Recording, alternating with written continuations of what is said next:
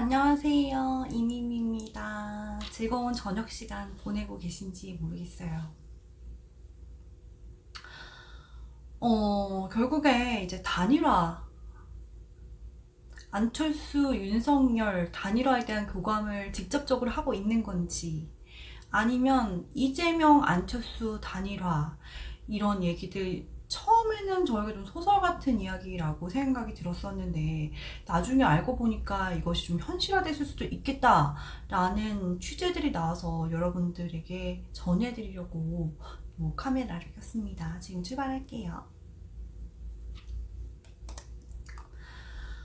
먼저 이 단일화 기획은 실패로 돌아갔습니다. 약 3주 전에 있었던 일인데요.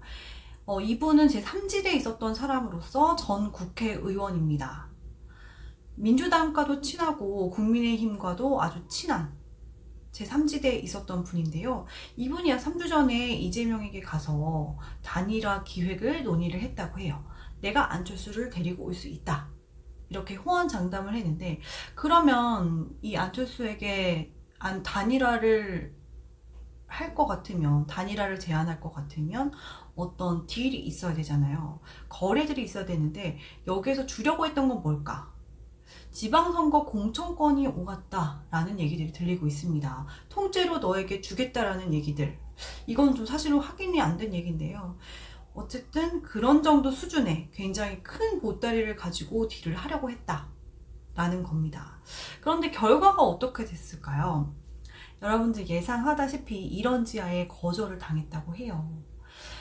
왜 그렇게 거절했을까 생각을 해보면 안철수 후보로서는 지금까지 이제 정권 교체를 어떻게 보면 선봉해서 외쳤던 사람으로서 민주당에 다시 단일화를 하기는 상당히 어떤 마음의 부담, 짐이 상당히 됐을 거라고 생각이 들고요.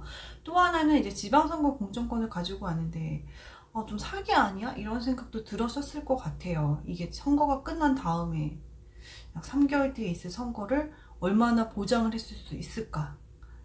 정치는 생물이기 때문에 계속 바뀌니까 이런 우려들이 작용하지 않았을까라고 생각이 듭니다. 어쨌든 지금 이 단일화 기획자의 얘기는 수포로 돌아갔습니다. 다시 오늘 아침부터 좀 진전된 내용들이 나왔는데요. 좀 살펴보도록 할게요. 일단 단일화에 대해서 국민의힘에서 윤석열 후보 같은 경우에는 할 수도 있고 안 할 수도 있다, 이렇게 좀 군불대기를 하고 있죠. 근데 주변인들은 어떻게 얘기를 하고 있냐, 오늘 라디오에서 좀 더 구체적으로 정확하게 나왔는데요. 기사를 보고 말씀드리도록 할게요. 먼저 기사 제목은 이준석 단일화 가당치 않다. 이준석 대표의 워딩은 예전부터 줄기차게 단일화를 하지 않겠다, 이 방향이었죠. 권은희 원내대표 같은 경우에는 안철수는 소맥을 안 마신다. 어떤 내용인지 좀 보면요. 오늘 라디오에 나와가지고서는 이준석 대표가 안철수 후보의 처지를 봤을 때 단일화는 가당치 않다. 직접 안 후보 측과 소통을 안 하고 있고 단일화 방식에 대한 고려도 안 하고 있다. 또 소위 단일화라고 하는 게 좁은 의미에서 여론조사 방식 단일화를 의미하는데 그렇기 때문에 지금 여러 경로에서 안 후보가 어떤 판단을 내릴 수도 있다, 이런 얘기도 나오고 있는데 전혀 고민도 안 하고 있다. 그러니까 예전에 있었던 얘기들 계속 하고 계신 거고, 또 상당한 비용 지출과 더불어서 선거에 참여한 다음에 빠지는 건 어렵다. 이번 주 금요일 이전, 주말 이전에 정치적 판단을 해야 하지 않을까. 이건 좀 어떻게 보면 협박성 발언으로 느껴지기도 하죠. 그러니까 이제 권은희 원내대표도 오늘 이런 발언이 나올 거라고 예상을 했는지 단일화 논의 자체에 응할 필요가 없다라고 했고요. 전혀 없다, 딱 잘라 말한 수준입니다.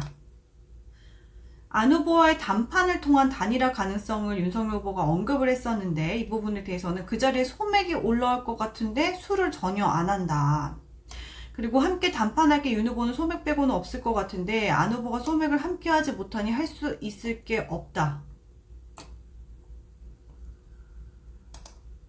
그리고 오만하다, 이런 말도 했습니다. 윤석열 측의 입장, 그리고 이준석 측의 입장, 국민의힘 주류의 입장, 그리고 또 권영세 선대본부장의 입장들은 좀 주체적으로 나왔고, 권은희 원내대표의 입장도 나왔잖아요. 그럼 정말 이 안철수 대표의 본심은 뭘까? 저희가 지난주까지만 해도 안철수 대표의 워딩들이 나왔기 때문에 이분은 어쨌든 안일화 외에는 없다. 하지만 국민의 요구를 받으면 어떻게 될지도 모른다, 뭐 이런 말씀들을 하셨잖아요. 그러니까 여론조사를 본다는 얘기인데, 그럼 이분의 입장을 어떻게 바꿨을까? 권은희 원내대표의 얘기를 대신해서 볼 수도 있을까? 이거는 아니다 라고 생각하시는 분들이 절대 다수를 이뤘습니다.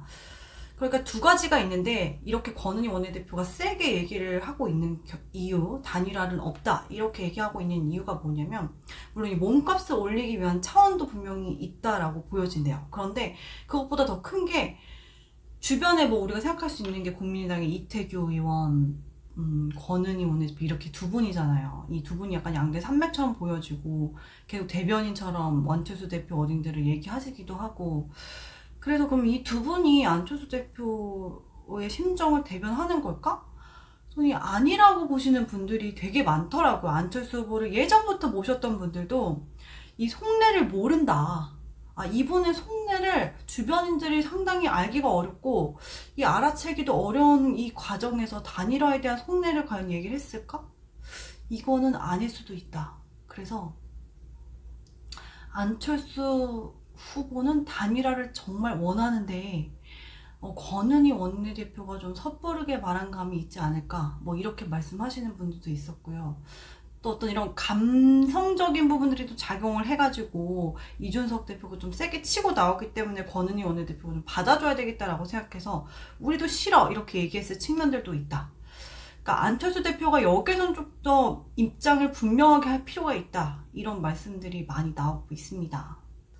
결국 지지율 싸움으로 보여지는데요. 누가 더 많은 파일을 가져가느냐, 나중에 단일화를 할 경우에 여론조사 방식을 채택할 가능성이 지금까지는 계속 그렇게 해왔기 때문에 그럴 방식이 되게 높잖아요. 그런데 어떻게 얘기를 하고 있냐, 윤석열 후보 측에서는 단일화에 최선을 다하겠지만 여론조사 방식을 도는 단일화는 안 하겠다라고 결론을 굳혔다라는 건데요. 물론 안 후보 측에서는 본선 경쟁력을 이유로 여론조사 단일화 입장을 고수할 경우 협상의 난항이 예상이 되고 있다, 뭐 이런 해설들도 나오고 있고, 다자고도 여론조사를 보면은 윤 후보 지지율이 30% 후반대 40% 초반, 그런데 안 후보가 한 자릿수 지지율로 내려간 상태다. 다자구도 여론조사에서는 두 분이 한 5배 정도, 크게는 5배 정도 차이가 나는데, 이상하게 그 여론조사에서 야권 후보 단일화를 추진할 경우에 윤 후보로 단일화해야 된다는 의견, 안 후보로 단일화해야 된다는 의견이 매우 팽팽하게 갈리는 거예요. 그러니까 어떤 사람으로 단일화해도, 그러니까 인물론에서는 굉장히 비등하게 안철수 후보도 밀리지 않는다, 이런 점들이 여론조사 지지율로 나타나고 있기 때문에 국민의힘 쪽에서도 여론조사를 이렇게 해서 우리가 정말 이길 수 있냐? 이런 거에 대한 어떤 불확실성이 분명히 있다라고 보여집니다. 이런 불안함들이 이 기사에서도 나타나고 있죠. 기사로서 얘기를 한 걸 수도 있어요. 나 너희랑 단일화를 할 때는 여론조사로서는 안 하겠다, 이 방식은 안 할 거니까 이 부분은 알아도, 이렇게 얘기를 하는 걸 수도 있을 것 같습니다. 그리고 이제 오늘 좀 이 단일화 관련해서 좀 재미있었던 기사를 좀 소개를 해드리면은, 거간꾼 김종인의 정치장사, 안철수 측 윤의 단일화 조건 문의. 그러니까 김종인 전 비대위원장이 이재명 후보를 만났었죠. 지난 6일이었나요? 이재명 후보를 만났었는데, 여기서 무슨 얘기를 했냐,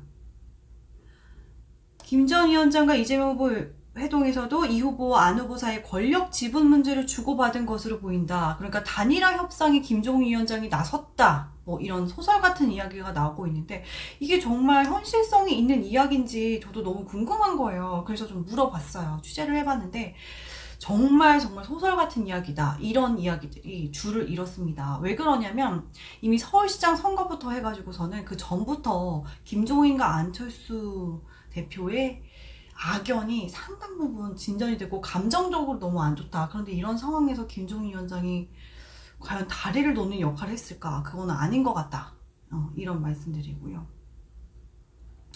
그런데 이제 의원 내각제 개헌도 주문을 한 것으로 보인다, 이 부분은 좀 어느 정도 신뢰성이 있어 보인다, 이런 말씀들도 많이 남겨주셨습니다. 그런데 지금 뭐 이재명 후보가 지금 윤여준도 만나고 김종인도 만나고 안철수 쪽에도 끊임없이 선을 대고 있고, 아까 말씀드렸듯이 단일화 기획자도 나타나고 있고, 이건 왜 그럴까? 단일화를 꼭 하려는 목적보다는 단일화를 막으려는 목적이 있다, 뭐 이런 얘기들 나오고 있습니다. 당연히 이제 안철수 후보가 아무리 그래도 정치인이고 본인이 어떤 쌓아왔던 이력들이 있는데 정권 교체를 그렇게 애써 쓴 사람이 이재명 쪽으로 붙는 건 쉽지 않을 것 같다 라는 거죠. 그래서 이제 흔들리는 중도표 있죠. 윤석열을 뽑기도 좀 뭐하고 이재명 욕설 논란 너무 많고 개인적인 개인사들이 너무 많아. 그래서 뽑기가 뭐해. 이런 중도표를 잡기 위해서 이런 기획성 이벤트에 공을 들이는 거 아니냐. 그럼 김종인은 뭐냐. 김종인은 뭘까? 저도 이 의문이 풀리지가 않고 있어요. 여러분 도대체 뭘까요? 김종인 위원장이 예전에 어떤 그런 날카로운 면들? 이런 거를 나이가 드시면서 좀 잃어가고 있다. 이런 평을 좀 해주신 분도 계셨습니다. 네, 저희 오늘도 밤 10시에 여러분 미미뉴스 라이브 할 건데요. 지금 저희 단독뉴스 라이브에서도 더 구체적으로 전해드리도록 하고 해경군 김씨 사건에 대해서도 좀 더 풀어서 얘기를 드리려고 합니다. 이따 밤에 뵐게요. 구독과 좋아요는 사랑입니다. 여러분 안녕.